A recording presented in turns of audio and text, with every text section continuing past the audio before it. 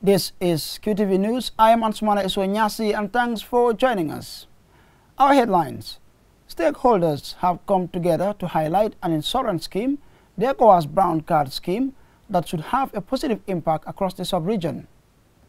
Yet another QTV News story has prompted one of our viewers to get in touch with an offer of help. This time, it was a story about leeches. And an important road taking visitors to important and historic sites has suffered years of neglect. We find out what lies in store for rehabilitation of the road to Jufure. Stay tuned as we bring you more on these and other stories.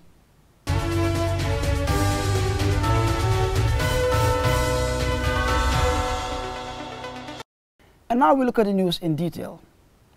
Concerned stakeholders gathered on Wednesday at a local hotel for a day seminar on the implementation of the automatic issuance of the ECOWAS Brown Card Insurance Scheme to all motorists taking the third liability insurance policy in the Gambia. Alicia reports. The main objective of the ECOWAS Brown Card Scheme is to guarantee to victims of road accidents a prompt and fair compensation for any damage caused by non-resident motorists from ECOWAS member states visiting their territory.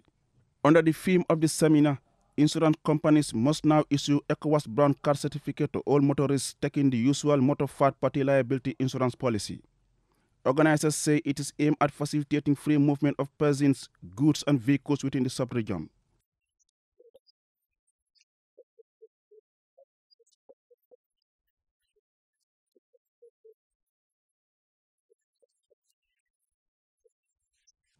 The National Bureau will commence the effective implementation this month after the Central Bank of the Gambia gave directives for the implementation of the automatic issuance of the ECOWAS Brown Card in June this year. Pa Aliu Silla, Commissioner of Insurance at the Central Bank of the Gambia, stressed the importance of such a scheme for the sub-region.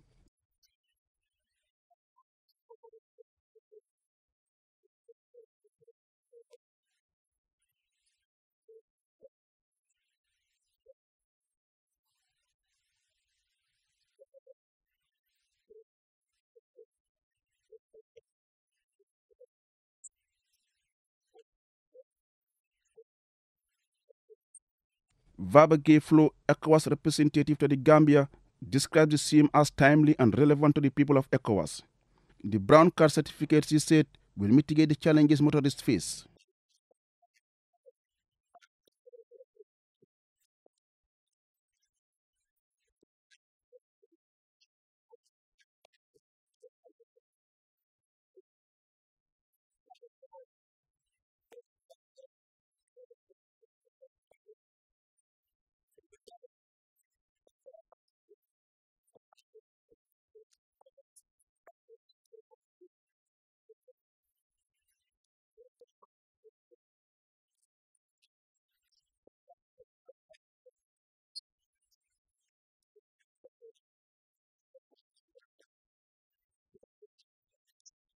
As Gambians look forward to the implementation of the scheme, the insurance companies will be expected to carry out their core mandate of the timely settling of future victims' claims. Reporting for QTV News, I am Aliu Sise. A few weeks ago, QTV's news team visited Lamin Wayoto rice field, where women farmers sought assistance against blood-sucking leeches that have infested their waters. Today the farm was revisited, but this time around, QTV went with a philanthropist who donated items worth a considerable amount to ease the grueling work of these hard-working women. The donation came as a result of the QTV news story on the women's plight. Esajan reports. A few weeks ago, women farmers at Lamin Wayoto cried out for respite from problems constraining their work. Aside from having their crops die as a result of salt intrusion and flood, blood-sucking leeches infested their waters, making farming an unbearable task for them. Today, this harsh situation took a positive turn as the atmosphere at Lamin Wayoto rice field was one of joyous celebrations in welcoming Kelvin Foundation, which came to the aid of these diligent and deserving women by donating multi-purpose grease, which experts reveal works as an excellent repellent against parasitic leeches. The president of Kelvin Foundation, Kelvin Fleming, is a philanthropist and a member of the Nation of Islam organization in America. He says his foundation's objective is directed towards helping Black people to reach a higher standard of life. He explains why assisting women is a priority. My teacher told me that the woman is the workshop of Allah. He uses your womb to produce the needs of all of our people. So, therefore, women should look at themselves in a higher standard and a higher light for themselves because they are the workshop of Allah themselves. Secretary General of Kelvin Foundation, Mohamed Jabi, says Kelvin Foundation was inspired to assist these women farmers in their plight after watching a report aired on QTV News. He went further to share the mission of the philanthropic organization.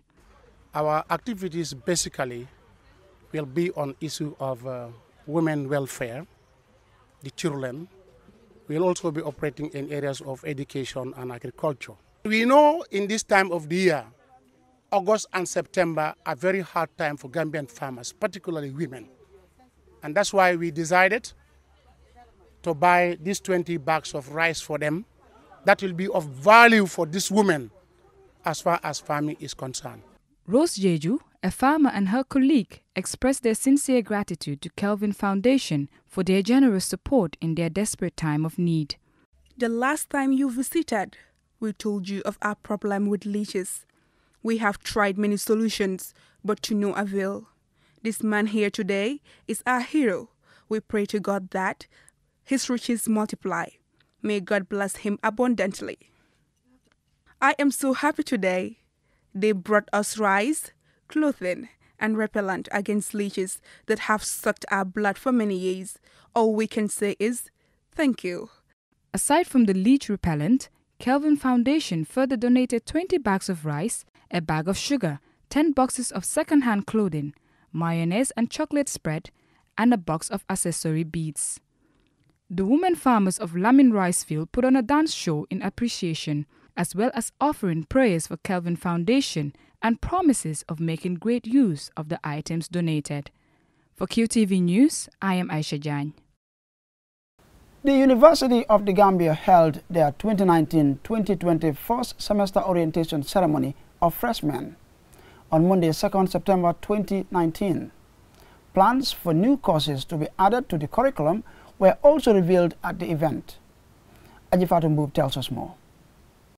With over 1,000 students being admitted in the year 2019-2020, the University of the Gambia welcomed freshmen at the Faculty of Law Kanifing campus.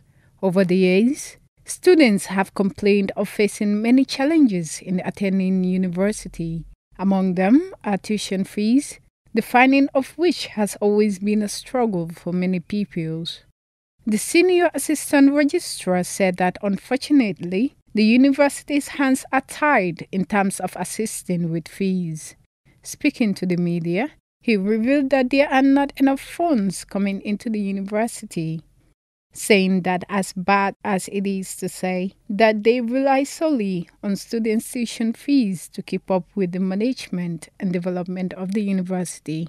He described the subvention received from government not impressive, urging government for more support and to take education seriously.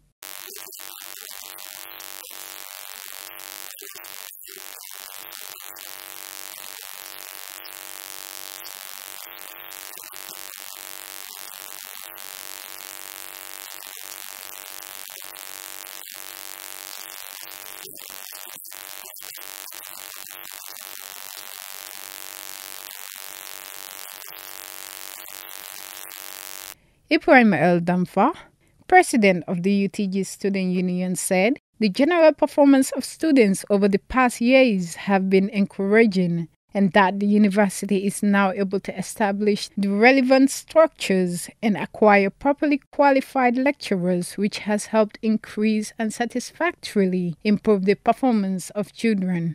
He, however, admits that there is a discrepancy between the facilities available and the huge number of students admitted. He also highlighted some development made in the hope of overcoming some of the challenges they face.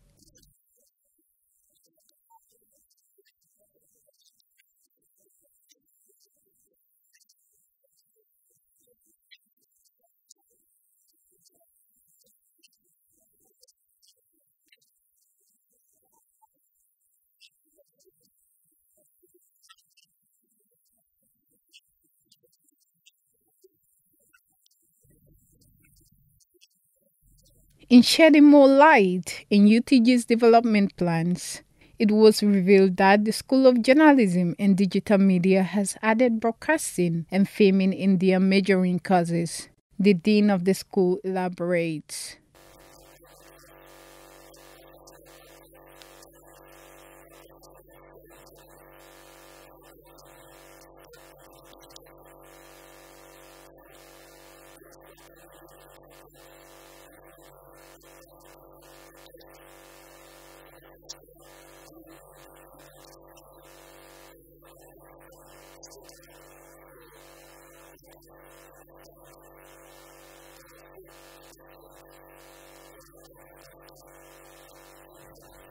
Quite excited, Mariama Juara, a recently admitted student, shares her joy in making it to the university, saying she expects UTG to help them with resources to achieve their goal.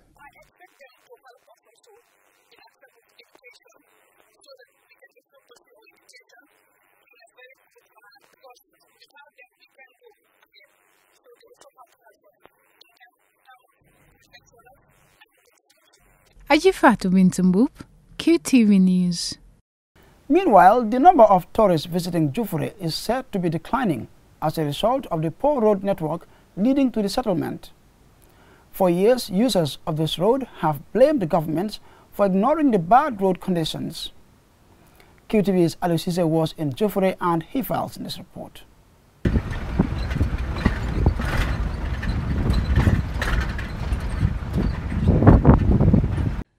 This Hakalang route links several villages to the historical settlement of Jufure, a popular tourist destination hosting historical sites including James Island. What should have taken less than 40 minutes to drive now takes more than an hour.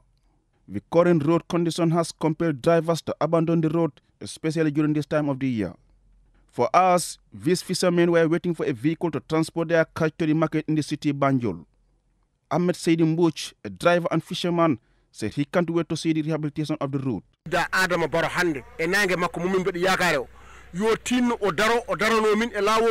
are pleading with the government of Adama Barrow to quickly consider Jufure Road in their development agenda. This is a very important road, considering Jufure's impact on the tourism industry. Jufure has over the years received many visitors, including students and tourists. Lamin Trawale, a local tour guide in Jufure, said there has been a decline in the number of tourists visiting the area due to the poor condition of the road. It gets declined compared to years coming here. So the road definitely needs to be taken care in order to make sure that the two communities here, or even the settlement within the Upper Newman and other satellite villages, to benefit from tourism. For Saidu Jallo, a professional tour guide who was among the first trained tour guides in 1997 by the Gambia Tourism Board, not much has changed in the community. Jallo was in Jufure with some German tourists. Well, in terms of development, I do not think much have changed in Jufure, but then the road condition is really terrible, and that is also putting some guests off. We used to do the routes by boat, but unfortunately now there is no boat available, so the only option is to come here by road. But the road is not really good. Yeah. Njai Cham, the proprietor of Kunta Kinte Roscam in Jufure, said the investment hasn't been doing well due to the road condition. Among the reasons for the investment, he said, is to create employment for locals and help promote tourism. When they go outside, because this is the place they promote for tourists to come. But government is not doing nothing. They are not doing much for this place. Every year, things are going down because of the road condition. So the best thing is to fix it. Responding to concerns raised, Morsise, Permanent Secretary, Ministry of Works, in an interview with QTV, reveals his minister's plans to address the road problem.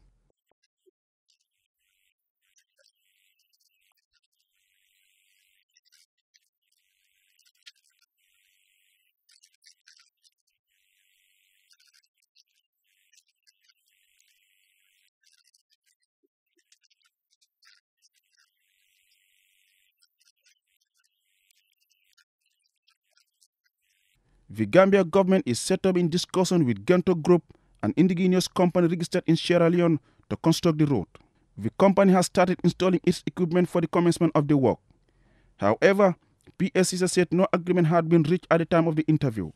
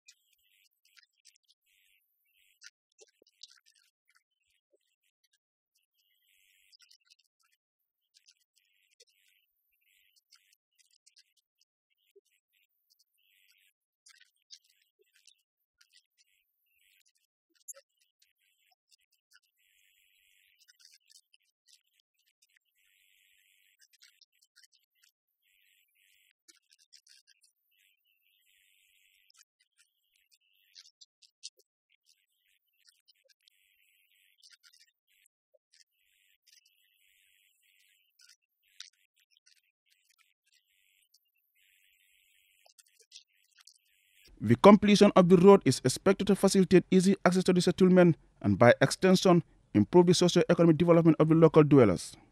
But until then, road users will have to battle with the unbearable difficulties of traveling on a bumpy road. Reporting for QTV News, I am Aliou Cisse.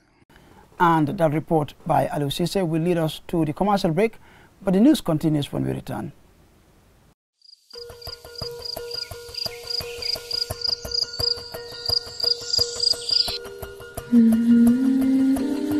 Light. From the beginning of time, light has been there. It is integral to our survival and to our way of living. We need light to work, To build, to grow things, and even to see our loved ones. light makes things easier and better. So QCell has changed the way you buy Q-Power to make it easier and more accessible. You can now access the same service quickly and get your cash power tokens instantly with the new QCell Q-Power code. To light up your world, simply dial *363#. With the touch of your fingers, With ease and convenience from the comfort of your home or office, you can bring light into your world instantly with *363#. Q-Power, lighting your world. QCell Sunyabus. We innovate, others follow. It is the new era in broadcasting. We showed it to you with our continuously improving content with thousands of viewers around the world. Now, how do you take advantage of our existing and constantly increasing viewership? Advertise with QTV and reach a large audience. Call us on 3244 or email marketing@qtv.gm. Follow us on YouTube, Facebook, Twitter or Instagram. QTV Gambia. QTV, a new era in broadcasting. Welcome back. The Ministry of Trade, under the Sea Trades Project, which seeks to empower women economically through fashion, on Wednesday organized a two-day training workshop for female fashion designers. Maria Tussar reports. The Ministry of Trade and its partner, the International Trade Center, ITC, organized the two-day training for female fashion designers on product development quality, market trends, and preparation for trade fairs with an international fashion expert, Fiona Coleman. This is the first activity of the ITC that has been rolled out in the Gambia. The International Trade Center representative, Raymond Morsa, explained why the International Trade Center, ITC, in partnership with the Ministry of Trade, are putting such emphasis on the empowerment of women, especially women in trade. Women, you are representing the majority of the population on this planet. You're also representing more than 40% of the workforce here in this country. And around the world, the economic contribution of women to the economy and the socio-economic development of any country cannot be overemphasized. But at the same time, we also know that women and women in business are affected by obstacles, by barriers, disproportionately. And as a result, we know from data around the world that only 1 out of 5 exporters are women-owned. Abdullah Jammeh, the Deputy Permanent Secretary, Ministry of Trade, gave their departmental targets and objectives under the She Trades project in the Gambia. Under the Sea Trade, our target is to train and provide support to about 500 women-owned businesses in the fashion and horticulture sector. The objective is to ensure that women-owned businesses have improved access to finance and that they are able to implement changes that improve the design, the quality and competitiveness of their products so that we are able to access both the regional and international markets. International fashion expert Fiona Coleman gave an outline of the expected outcomes of the training, emphasizing that she will work closely with the designers during the two-day training. Today we'll be focusing very much on design, trends and product ranges, how to put a range together.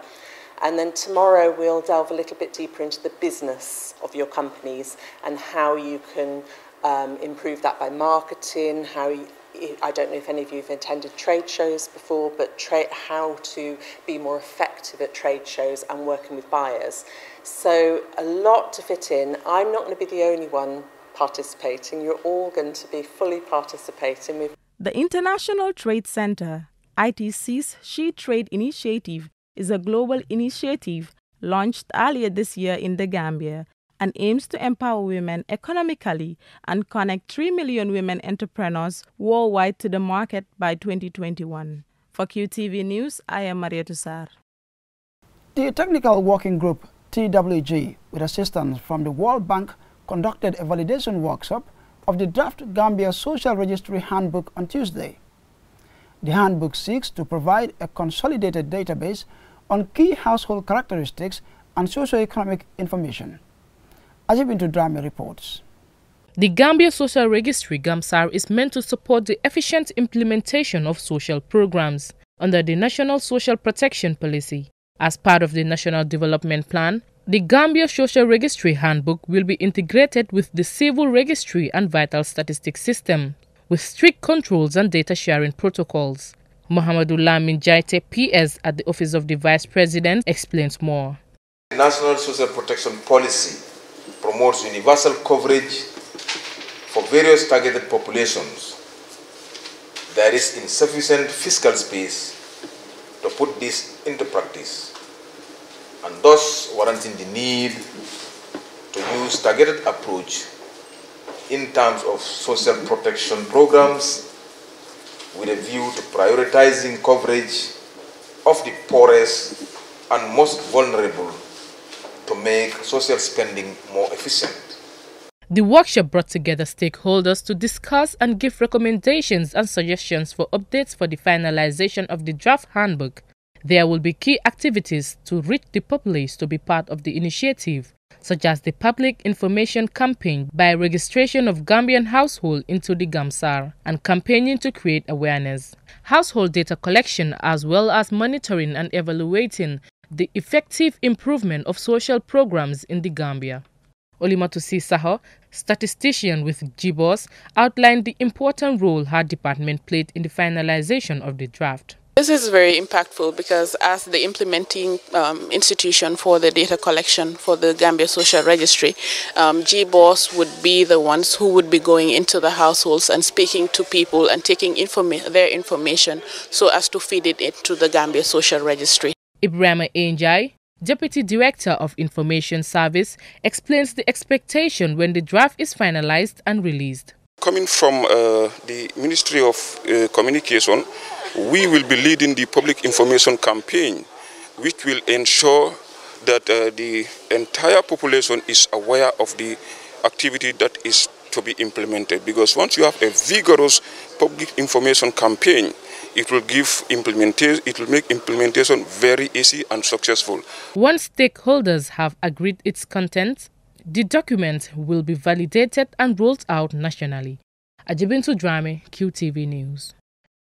And before we end this bulletin of the news, let's take a quick look at our main stories. Concerned stakeholders gathered on Wednesday at a local hotel for a day's seminar on the implementation of the automatic issuance of the ECOWAS Brown Card Insurance Scheme to all motorists taking the third liability insurance policy in the Gambia. A few weeks ago, QTV's news team visited Lamin Wayoto rice field, where women farmers sought assistance against blood-sucking leeches that have infested their waters. Today, the farm was revisited, but this time around, QTV went with a philanthropist who donated items worth a considerable amount to ease the grueling work of these hard-working women. The donation came as a result of the QTV news story on the women's plight.